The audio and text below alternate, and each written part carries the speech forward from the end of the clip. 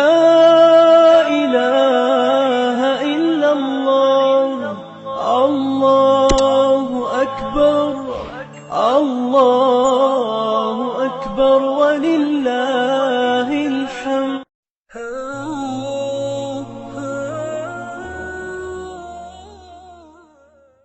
میں نے جو متعدد مواقع سے آیات مبارکہ آپ کو سنائی کہ ہر جگہ پر چوٹی کی چیز صبر ہے، آخری چیز جو بیان ہوتی ہے وہ صبر ہے۔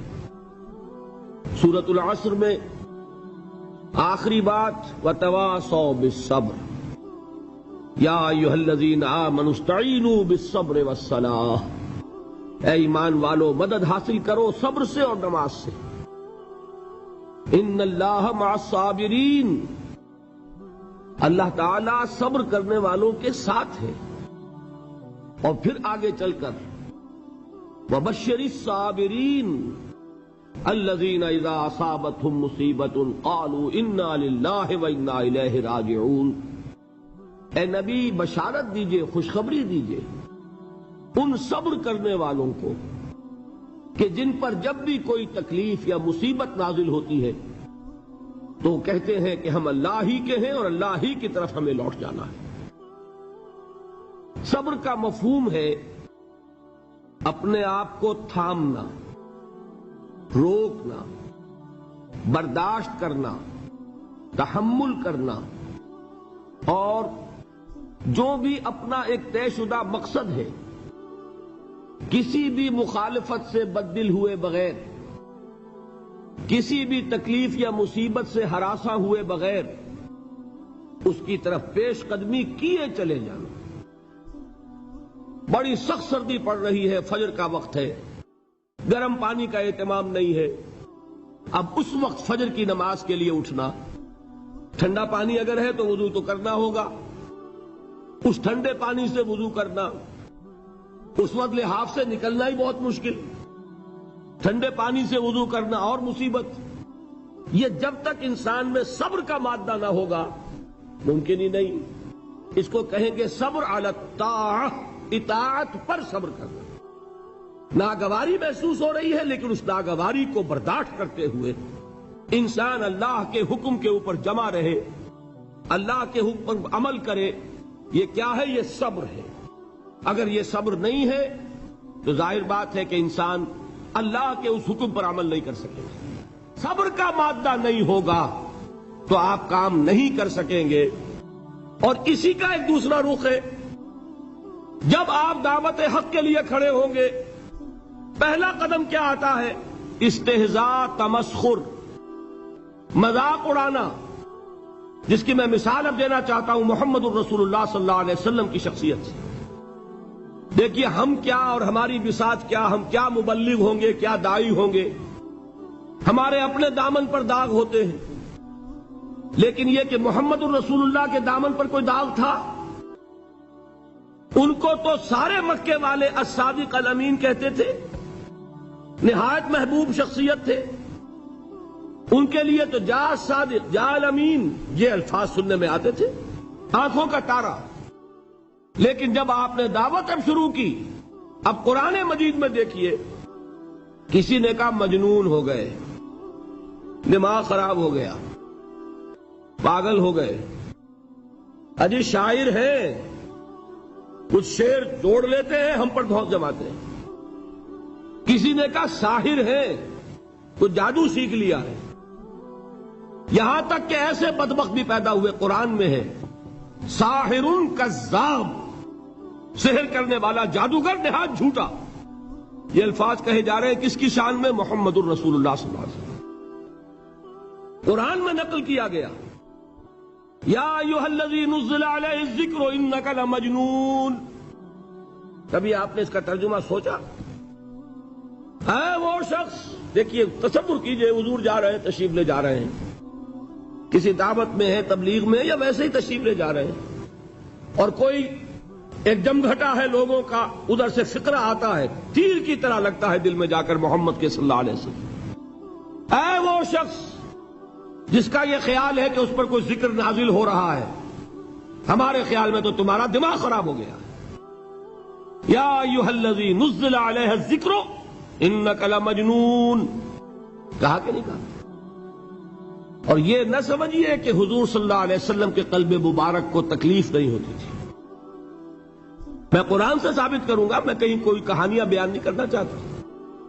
قرآن نے کہا ہے وَلَقَدْ نَعْلَمُ أَنَّكَ يَضِيقُ صَدْرُكَ بِمَا يَقُولُونَ. اے نبی ہمیں خوب معلوم ہے صلی اللہ علیہ وسلم کہ جو کچھ یہ لوگ کہہ رہے ہیں اس سے آپ کا سینہ بھجتا ہے، یہ جو گھٹن ہوتی ہے، صدمہ ہوتا ہے. أَنَّكَ يَضِيقُ صَدْرُكَ بِمَا يَقُولُونَ، ہمیں خوب معلوم ہے کہ جو کچھ یہ باتیں آپ کو سننی پڑ رہی ہیں، یہ کڑوی کسیلی باتیں، یہ جو فقرے چست ہو رہے ہیں، استہزاء ہو رہا ہے، تمسخر ہو رہا ہے. سورہ ہجر میں ہے، ایک جگہ کھڑے ہوئے لوگ قرآن کا مذاق اڑا رہے ہیں. بھائی فلاں آیت تم لے جانا، فلاں آیت میری ہوگی. اس کے ٹکڑے کر رہے ہیں، اس کے ٹکڑے حصے بکھرے کر کے قیمہ بنا کر ان آیات کا تمسخر اڑا رہے ہیں. ایک جگہ قرآن مجید میں مذکور ہے کہ فرشتوں کا مذاق اڑ رہا ہے. بھائی یہ دیکھو محمد نے کہا ہے صلی اللہ علیہ وسلم کہ جہنم پر تو کل 19 فرشتے ہیں، علیہا 19 قرآن میں آیت نازل ہوئی. ایک پہلوان کہتا بھائی 10 کو تو میں سنبھال لوں گا، باقی 9 کا تم انتظار کر لو. یہ باتیں آ رہی ہیں حضور کے کانوں میں. کلام الہی کے ساتھ کیا سلوک ہو رہا ہے، مجھ پر کیا فقرے چست کیے جا رہے ہیں، مجھ پر جس طریقے سے استہزاء اور تمسخر کا رویہ اختیار کیا گیا ہے. دل بھج رہا ہے، دل میں صدمہ ہے.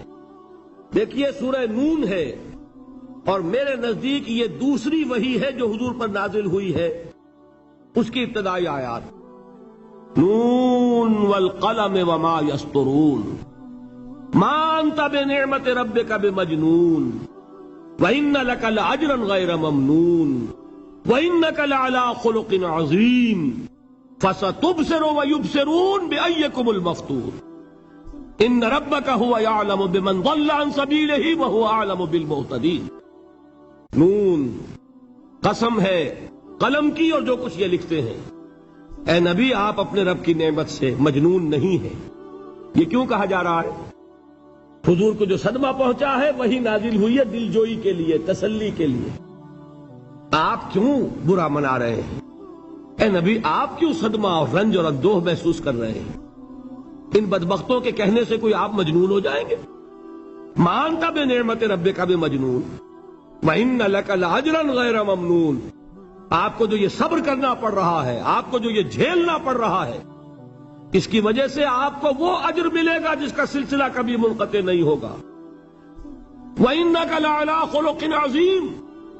اور اے نبی آپ تو خلق عظیم کے حامل ہیں.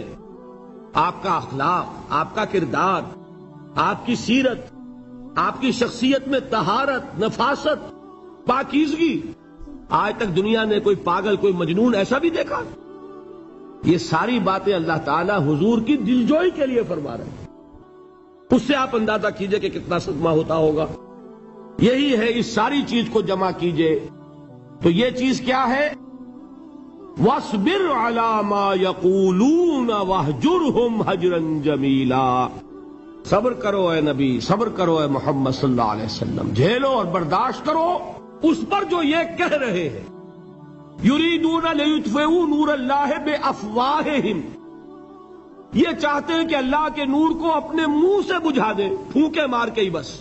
نور خدا ہے کفر کی حرکت پہ خندہ زن، پھونکوں سے یہ چراغ بجھایا نہ جائے گا. یریدون لیطفئوا نور اللہ بافواہہم واللہ متم نورہ ولو کرہ الکافرون. یہ چاہتے ہیں کہ اپنے منہ کی پھونکوں سے اللہ کے نور کو بجھا دیں، حالانکہ اللہ تعالیٰ تو اپنے نور کا اتمام فرما کر رہے گا، خواہ ان کافروں کو کتنا ہی ناگوار ہو. اس کی ترجمانی ہے نور خدا ہے کفر کی حرکت پہ خندہ زن، پھونکوں سے یہ چراغ بجھایا نہ جائے گا. یہی وجہ دیکھیے مکی صورتوں میں خود نبی اکرم صلی اللہ علیہ وسلم کو اتنے مختلف پیرایوں میں صبر کا حکم دیا گیا. کچھ مثالیں میں دے چکا ہوں، وَلِرَبِّكَ فَاصْبِرْ. اسی طریقے سے وَاصْبِرْ كَمَا صَبَرَ أُولُو الْعَزْمِ مِنَ الرُّسُلِ. اے نبی صبر کیجئے جیسے کہ صبر کیا ہمارے اولو العزم رسولوں نے. وَاصْبِرْ وَمَا صَبْرُكَ إِلَّا بِاللَّهِ. اے نبی صبر کیجئے اور آپ کا صبر تو اللہ ہی کے سہارے ہے. وَاصْبِرْ لِحُكْمِ رَبِّكَ. یہ سورہ نون جس کی ابتدائی آیات میں نے آپ کو سنائی، نون والقلم وما یسطرون ما انت بنعمت ربک بمجنون، اس کا اختتام کیا ہوتا ہے؟ وَاصْبِرْ لِحُكْمِ رَبِّكَ وَلَا تَكُنْ كَصَاحِبِ الْحُوتِ إِذْ نَادَىٰ وَهُوَ مَكْظُومٌ. اے نبی صبر کیجئے اپنے رب کے فیصلے کا، انتظار کیجئے اور اس مچھلی والے کے مانند نہ ہو جائیے. مچھلی والا کون؟ حضرت یونس علیہ الصلوۃ والسلام. مچھلی والے نے اپنے دینی حمیت اور غیرت جو تھی اس کی وجہ سے اللہ کے حکم کا انتظار نہیں کیا، اپنی قوم کو چھوڑ کر چل دیے. نبی کا، رسول کا یہ معاملہ ہوتا ہے جیسے کہ آپ کو معلوم ہے کوئی افسر ہے کسی حکومت کا، وہ اپنی پلیس آف ڈیوٹی کو نہیں چھوڑ سکتا. He must stick to his place of duty. بڑے افسرز کے لیے تو یہ بہت بہت اہم بات ہے. تو اے رسول، جہاں آپ کو ہم نے تعینات کیا ہے آپ وہاں سے ہل نہیں سکتے کہ ذرا مخالفت ہوئی، لوگوں نے فقرے چست کیے اور آپ کہیں اور چل دیے. دفع ہوئیے، یہ بات نہیں سننا چاہتے، میں کسی اور کو سناؤں گا. ہو سکتا ہے نا؟ ہم تو کرتے ہیں نا یہ، اس لیے کہ ہمیں تو اللہ نے کہیں تعینات تو نہیں کیا نا. اگر ایک جگہ کے لوگ بات نہیں سنتے، چلو بھائی ہم کہیں اور جائیں گے، وہاں بات سنائیں گے. لیکن رسول کا معاملہ ہوتا ہے جو اس کی پلیس آف اپائنٹمنٹ ہے، he can not leave his place without the express permission of Allah سبحانہ و تعالی. آپ نے یہ سنا ہوگا، سیرت کی تقاریر میں پڑھا ہوگا کہ مدینے کی طرف ہجرت کی اجازت حضور نے تمام صحابہ کو دے دی. خود منتظر رہے جب تک کہ اللہ کی طرف سے اجازت نہیں آ گئی. حضرت ابوبکر پوچھتے رہتے تھے حضور اجازت آ گئی کہ نہیں؟ نہیں ابھی نہیں آئی. حضور اذن آ گیا؟ نہیں آیا. ابھی نہیں آیا. حبشہ کی طرف سب کو بھیج دیا، اجازت دے دی جو جانا چاہے چلا جائے. حضور کی صاحبزادی جو حضرت عثمان کے نکاح میں تھی وہ بھی ہجرت کر رہی ہیں، لیکن حضور تو نہیں گئے. رسول نہیں چھوڑ سکتا اپنی جگہ کو. یہاں تک کہ تمام تقریباً صحابہ چلے گئے، حضور رہ گئے، حضرت ابوبکر رہ گئے، حضرت علی رہ گئے. اور حضرت ابوبکر پوچھ رہے ہیں بار بار اجازت آئی یا نہیں؟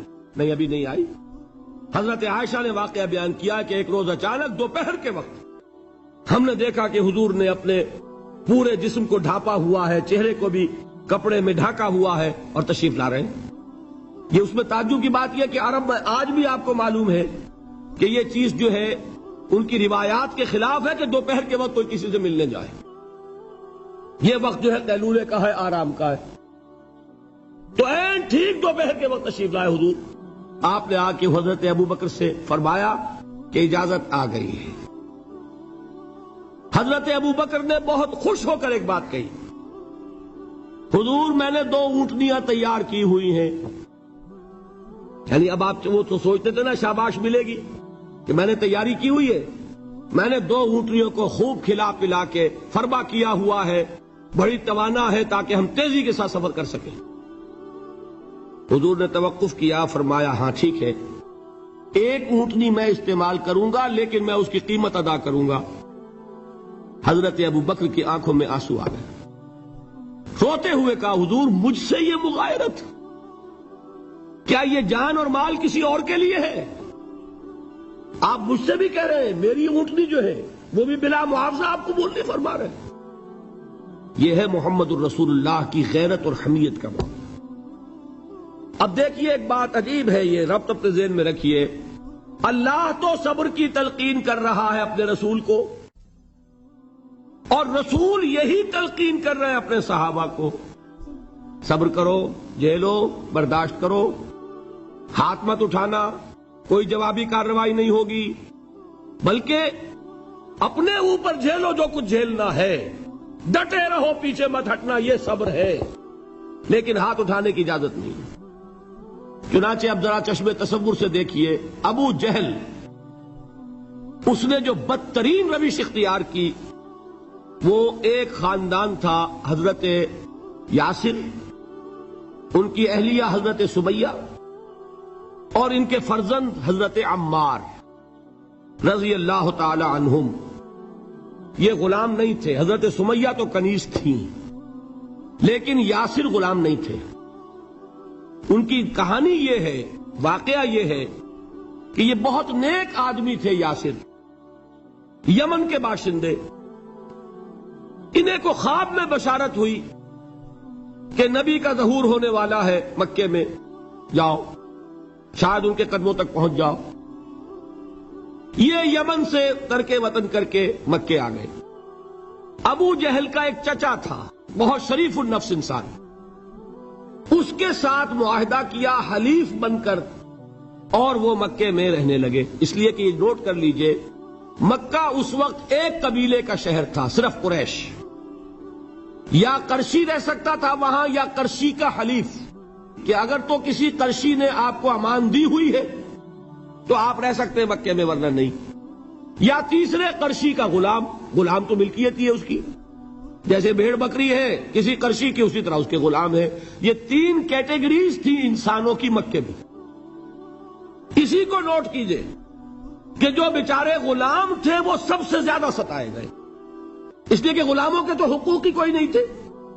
بلال غلام تھے، ابو فقی غلام تھے، زنیرہ ایک کنیز تھی. ان کو جو ماریں پڑی ہیں اس کا آپ کو معلوم ہے. حضرت بلال کے ساتھ جو کچھ امیہ ابن خلف نے کیا، کہ جس طریقے سے کہ حیوانوں کی لاشیں جو ہے کھینچ کر گھسیٹ کر لے جائی جاتی ہیں، ان کی گردن میں رسی ڈال کر گھسیٹتے، اسی طریقے سے حضرت بلال کے گردن میں رسی ڈال کر ٹھیک دوپہر کے وقت مکے کی سنگلاخ گلیوں کے اندر گھسیٹا جاتا تھا. نیچے زمین جل رہی ہے توے کی طرح، اور ویسا بھی ہوتا تھا کہ چت لٹا دیا، اوپر سے وہ آگ مکے کا، کہ سورج جو ہے ذرا نوٹ کیجئے، آگ برسا رہا، نیچے زمین توے کی طرح جل رہی ہے. اور ایک بھاری سل بھی لا کر جو ہے سر پر رکھ دی، چھاتی پر رکھ دی گئی ہے کہ آواز نہیں نکل رہی، جھاگ نکل رہے منہ سے. لیکن اس حال میں بھی احد احد احد، ایک ایک اللہ، قل هو اللہ احد، الفاظ نکل رہے. یہ ہے وہ صبر، صبر علی الابتلاء، صبر علی الایذاء. یہ ابتلاء اور ایذاء پر صبر ہے. جھیلو، برداشت کرو، اس توحید پر قائم رہو، محمد کی رسالت کے اقرار کرتے رہو صلی اللہ علیہ وسلم، لیکن ہاتھ نہیں اٹھانا. اب میں آپ کو بتا رہا تھا یہ تو غلام تھے، یہ جو تھے یاسر یہ حلیف تھے، غلام تو نہیں تھے نا. البتہ وہ ابو جہل کے چچا کی کنیز تھی یہ سمیہ، انہوں نے اجازت لے کر ان سے نکاح کر لیا. یہ تو کنیز رہیں گی. بیٹا جو ہوا وہ بھی ایک طرح سے جب کنیز زیادہ ہے تو غلام ہو گیا، عمار ابن یاسر. وہ جو شخص تھا بہت شریف النفس ابو جہل کا چچا، وہ مر گیا. اب ابو جہل جو ہے اس خاندان کا سربراہ ہے، لہذا یہ تینوں جو افراد ہیں وہ اس کے رحم و کرم پر ہیں. یاسر کو بھی پروٹیکشن اگر ہے تو ابو جہل کی ہے، ابو جہل جو چاہے کرے. اور سمیہ تو کنیز ہے ہی، اس کا تو کوئی حق ہے ہی نہیں، جو چاہے کرے. اور عمار ان دونوں کا بیٹا ہے، لہذا بدترین معاملہ کیا ابو جہل نے ان تین افراد کے ساتھ. حضرت سمیہ کے ساتھ جو کچھ کیا گیا ہے آپ اس کا تصور نہیں کر سکتے. بالآخر جو شہید کیا ہے حضرت سمیہ کو، ایذائیں دے دے کے، سسکا سسکا کے، ان کے جسم کے نازک حصوں کو جلا کے، داغ دے کر. کہتا کیا تھا؟ ایک دفعہ کہہ دو کہ میرا جو یہ بت ہے یہ بھی الہ ہے، مان لو میں چھوڑ دوں گا. تنگ آ گیا، کسی طریقے سے ایک دفعہ کہہ دو پھر میں چھوڑ دوں گا. لیکن یہ میاں بیوی حضرت یاسر اور حضرت سمیہ رضی اللہ تعالی عنہما، یہ ہے ثبات، یہ ہے صبر، یہ ہے استقلال. ایک مرتبہ بھی کہنے کے لیے تیار نہیں ہوئے، جو چاہو کر لو، اب ہم تو اس سے پیچھے نہیں ہٹیں گے. تنگ آ کر اس نے حضرت سمیہ کی تو شرمگاہ میں برچھا مارا اور شہید کیا. حضرت یاسر کے بارے میں ایک روایت یہ ہے، ستا ستا کے، تنگ کر کر کے، آخر کار جو ختم کیا انہیں شہید کیا کس طرح؟ 4 سانڈ اونٹ جوان، ان سے رسے باندھے، ایک رسے سے ایک بازو باندھا، دوسرے سے دوسرا بازو باندھا، تیسرے سے ایک ٹانگ باندھی، چوتھے سے دوسری ٹانگ باندھی، اور چاروں کو دوڑایا ہے کہ جسم کے پرخچے ہو گئے۔ اس وقت سامنے سے حضور گزرتے تھے جبکہ آل یاسر کے ساتھ یہ معاملہ ہو رہا ہے۔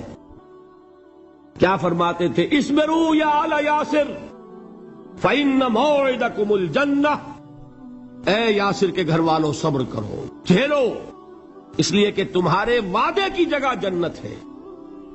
اللہ تعالیٰ ادھر آنکھ بند ہوگی ادھر جنت میں تمہارا داخلہ ہو جائے گا۔ یہ ہے تواصوا بالصبر والعصر ان الانسان لفی خسر۔ یہ تواصوا بالصبر پر کون عمل کر رہا ہے؟ محمد الرسول اللہ صلی اللہ علیہ وسلم۔ دے تو بھی محمد کی صداقت کی گواہی۔ یہ صداقت کی گواہی دیتے ہوئے انہوں نے اپنی جانیں دے دی۔ 4 سے لے کر 12 تک 8 برس، اس کو کہتے ہیں پرسیکیوشن، فزیکل پرسیکیوشن، تشدد، مار پیٹ، جلانا، دہتے ہوئے انگاروں پر لٹانا، فاقے رکھنا، بھوکے رکھنا، ان کو ڈال دی گئی زنجیریں، گھروں میں بند کر دیا گیا نوجوانوں کو۔ حضرت عثمان کو چچا نے ان کے ایک چٹائی کے اندر لپیٹا اور دھونی دے دی، دم گھٹ رہا ہے، جان نکل رہی ہے۔ حضرت مصعب بن عمیر رضی اللہ تعالی عنہ، وہ نوجوان 200 درہم کا جوڑا ان کا سل کر آتا تھا شام سے تیار ہو کر، لباس معطر ہوتا تھا، جدھر سے نکل گیا پوری گلی جو ہے وہ معطر ہو گئی، انگلیاں اٹھ رہی ہیں، وہ جا رہا ہے مصعب، یہ خوشبو اس کی ہے۔ اس مصعب کے ساتھ کیا سلوک کیا؟ باپ تو مر چکا تھا، ماں نے پالا تھا، دولت بہت چھوڑ کر گیا تھا باپ، لہذا ماں نے بڑے ناز و نام میں پالا، بڑے لاڈ پیار میں، 200 درہم کا جوڑا تیار ہو رہا ہے۔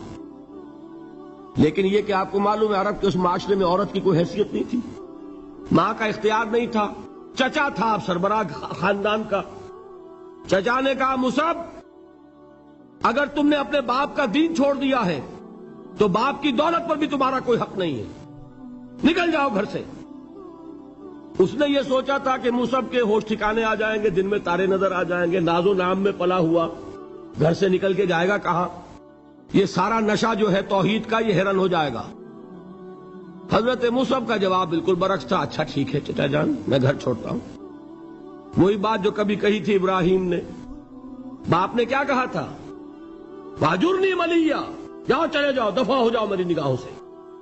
حضرت ابراہیم نے کیا جواب دیا تھا؟ سلام علیک ساستغفر لک ربی انہ کان بی حفیہ۔ اچھا ابا جان، آپ کا حکم یہی ہے تو میں چلتا ہوں، آپ پر سلامتی ہو، میرا رب مجھ پر بڑا مہربان ہے، میں اس سے آپ کے لیے استغفار کروں گا۔ جلدی، یہی جو ہے حضرت ابراہیمی کی نسل ہے نا قریش۔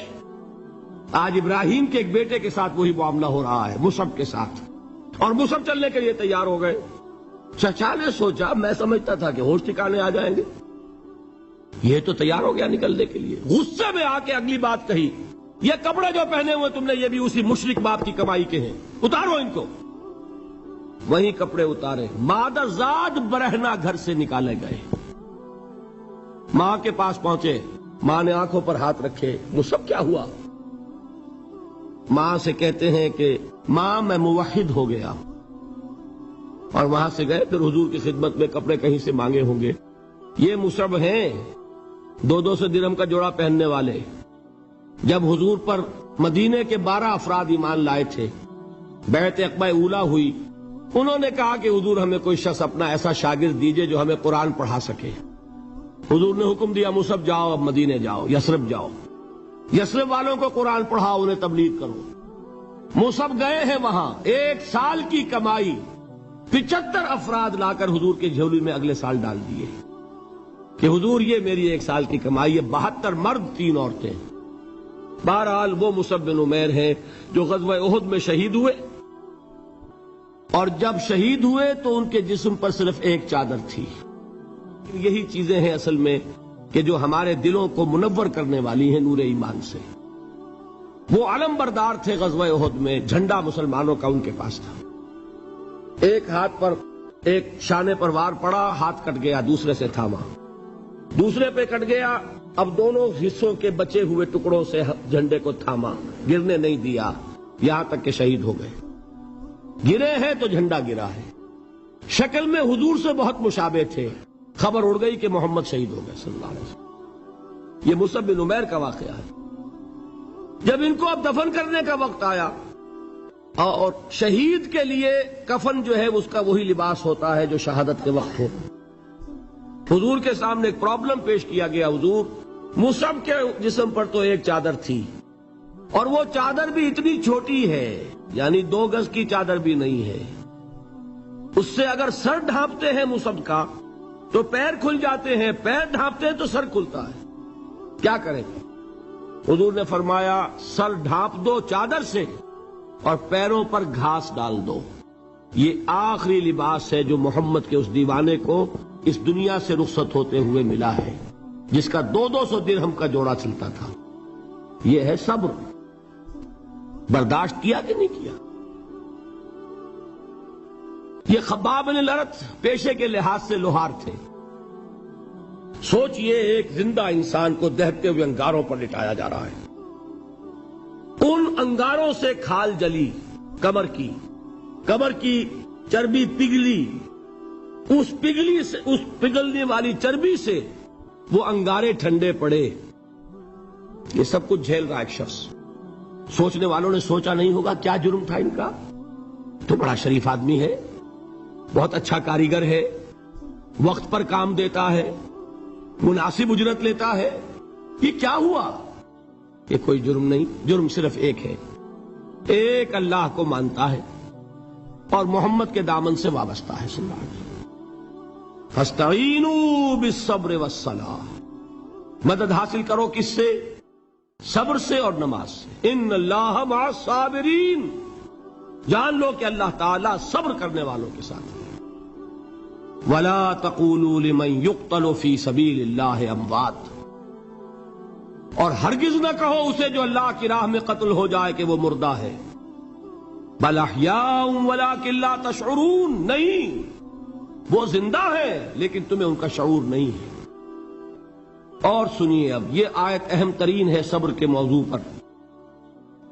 وَلَنَبْلُوَنَّكُمْ بِشَيْءٍ مِّنَ الْخَوْفِ وَالْجُوعِ وَنَقْصٍ مِّنَ الْأَمْوَالِ وَالْأَنفُسِ وَالثَّمَرَاتِ وَبَشِّرِ الصَّابِرِينَ. اور دیکھو ہم تمہیں آزمائیں گے. وَلَنَبْلُوَنَّكُمْ، ہم لازماً آزمائیں گے تمہیں. بِشَيْءٍ مِّنَ الْخَوْفِ، خوف کی کیفیت طاری کر کے، والجوع، بھوک، فقر اور فاقہ، ونقص من الاموال، مالی نقصان، والانفس، جانی نقصان، والثمرات، اور ثمرات، پھلوں اور میووں کا نقصان. میرے نزدیک یہاں پر ثمرات کا مفہوم ایک اور بھی ہے. ایک تو صاف تھا کھجور کی فصل تیار ہے، غزوہ تبوک جانے کا حکم مل گیا، کون اتارے گا؟ اور کھجور وقت پر اتری نہیں، برباد ہو جائے گی. یہ ہو رہا ہے نا میووں کا نقصان. اور میرے نزدیک یہاں یہ بھی ہے، بسا اوقات بہت سی محنتوں کا نتیجہ انسان دیکھتا ہے کہ ضائع چلا گیا. میں نے 10 سال محنت کی، حاصل کوئی نہیں نکلا. یہ ثمرات کیا ہیں؟ محنتیں، محنتوں کے ثمرات کا ضیاع. کوشش آپ نے کی، قسمت کی خوبی دیکھیے، ٹوٹی کہاں کمن، 2-4 ہاتھ جب کے لبے بام رہ گئے. Be prepared. ایک شاعر کے یہ اشعار ہیں، یہ فصل امیدوں کی ہمدم اس بار بھی غارت جائے گی، سب محنت صبحوں شاموں کی اب کے بھی اکارت جائے گی. میرے نزدیک کے ثمرات کا جو لفظ یہاں آیا ہے، وَنَقْصٍ مِّنَ الْأَمْوَالِ وَالْأَنفُسِ وَالثَّمَرَاتِ، سب محنت صبحوں شاموں کی اب کے بھی اکارت جائے گی. دھرتی کے کونوں کھدروں میں پھر اپنے لہو کی کھاد بھرو، پھر مٹی سینچو اشکوں سے، پھر اگلی رت کی فکر کرو، پھر اگلی رت کی فکر کرو، جب پھر ایک بار اجڑنا ہے. ایک فصل پکی تو بھر پایا، تب تک تو یہی کچھ کرنا ہے. ایک مقصد ہے سامنے، انقلاب برپا کرنا ہے. ایک کوشش ناکام ہو جائے کوئی پرواہ نہیں، نیکسٹ. پھر تیار رہو ناکامی کے لیے. ایسا نہ ہو جو انگریزی میں کہتے ہیں hope for the best but be prepared for the worst. ایسا نہ ہو کہ دوسری مرتبہ ناکام ہو کے بددل ہو جاؤ، تمہاری ہمتیں جواب دے جائیں. نہیں، پہلے سے تیار رہو کہ دوسری مرتبہ بھی ناکامی آئے تو آئے، لیکن جب تک کہ کامیابی حاصل نہیں ہوتی ہمیں یہ کام کیے چلے جانا. دیکھیے سیرت میں آیا کہ نہیں یہ واقعہ؟ بدر میں مسلمانوں کو فتح ہوئی تو احد میں زک پہنچی کہ نہیں؟ 70 صحابہ شہید ہوئے کہ نہیں؟ اگر ان کی ہمتیں جواب دے جاتی تو گاڑی کیسے چلتی آگے؟ تو فرمایا وَلَنَبْلُوَنَّكُمْ بِشَيْءٍ مِّنَ الْخَوْفِ وَالْجُوعِ وَنَقْصٍ مِّنَ الْأَمْوَالِ وَالْأَنفُسِ وَالثَّمَرَاتِ، ہم تمہیں لازماً آزمائیں گے خوف کی کیفیت سے، فقر و فاقے کی کیفیت سے، بھوک سے، جان کے نقصان سے، مال کے نقصان سے، محنتوں کے حاصل کے ضائع ہو جانے سے۔ وَبَشِّرِ الصَّابِرِينَ، اور اے نبی بشارت دیجئے صبر کرنے والوں کو۔ الذین اذا اصابتہم مصیبت، وہ کہ جب ان پر کوئی تکلیف آئے، کوئی مصیبت آئے، کوئی آزمائش آئے، قالوا انا للہ وانا الیہ راجعون، وہ یہ کہیں کہ ہم اللہ ہی کے ہیں، اللہ ہی کی طرف لوٹ جانا ہے۔ یہ وہی انداز ہے جو میں نے فارسی کا شعر سنایا تھا آپ کو کہ سرے تسلیم خم ہے جو مزاج یار میں آئے۔ وہ ہمارا مولا ہے، ہمارا آقا ہے، اگر اسے یہی منظور ہے تو ہمیں بھی یہی منظور ہے۔ میں نے تسلیم و رضا کی بات کی تھی نا، آپ کو کچھ شعر سنائے تھے، ایک شعر اور سنیے، اور یہ کس کا ہے؟ محمد علی جوہر کا۔ ایک مرتبہ جیل گئے، ان کی ایک بیٹی جوان بیمار ہوئی، فوت ہو گئے، باہر چھوڑا انگریز نے، جاؤ بھائی دفن کر دو بیٹی کو۔ دوسری مرتبہ جیل گئے، دوسری جوان بیٹی اسی مرض میں مبتلا ہوئی۔ اب یہ جیل میں ہے، خبر پہنچی کہ دوسری بیٹی کے اوپر بھی اسی مرض کا حملہ ہوا ہے۔